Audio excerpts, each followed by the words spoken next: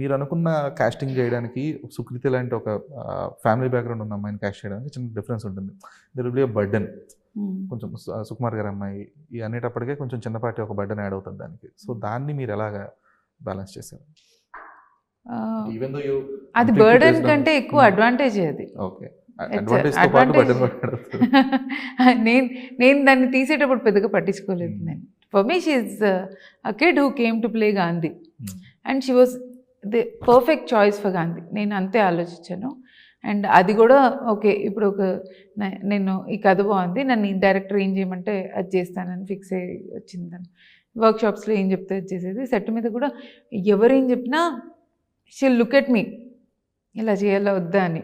ఇలా మేము కళ్ళతో మాట్లాడుకుని like for me she was an actor who played in my film. And ఆ తర్వాత ఇప్పుడు ప్రమోషన్స్ మార్కెటింగ్ స్టార్ట్ అయినప్పుడు ఇప్పుడు లైక్ సార్ పిక్చర్లోకి వచ్చారు కాబట్టి లైక్ ఇప్పుడు అంతా సార్ భుజాల మీద ఉంది. నాకు హ్యాపీగా సినిమా స్కేల్ మారలేదు, like the scale of audience that we want to reach మారింది అంటే, which is good. It's huge advantage. ఇంకా అంతకంటే అదృష్టం ఉంటుంది. ఓకే.